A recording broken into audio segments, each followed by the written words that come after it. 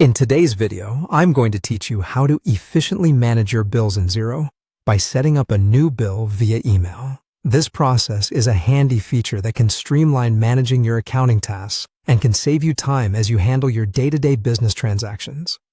We'll walk through this together step by step, making sure everything is as clear and straightforward as possible. So let's dive right in. To begin with, you'll need to log into your Xero account. Ensure you have the right credentials on hand for a smooth sign-in process. Once you're in, you'll find yourself on the dashboard that offers a snapshot of your account's performance. From here, what we're interested in is the Purchases section. Navigate to this tab in the main menu, which you'll usually find at the top of the screen. Once you click on Purchases, you'll notice a drop-down menu with several options. Select Bills from these options. This section is where all your bills are stored and managed, allowing you to review current bills, draft new ones, and keep track of those awaiting payment. Now, with this tab open, you'll see a list of all your bills, each task neatly categorized for easy access. To create a new bill, look for a prominent button or link near the page's top area that says New Bill.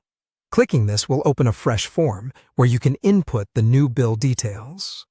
This part of the process is crucial for maintaining accurate financial records, so take your time to fill in all the necessary details, such as the supplier, date, the due date for payment, and so on. After creating your new bill, you'll notice that your unique Xero email address is displayed. This email address is a special feature Xero provides, allowing you to forward bills you receive in your regular email directly to this address.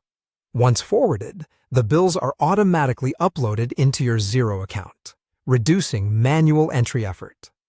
Take a moment now to copy this address. You might want to store it somewhere safe, perhaps in a document dedicated to accounting or accounting tools, because you'll be using it frequently if you plan on leveraging this Xero feature for efficient bill management.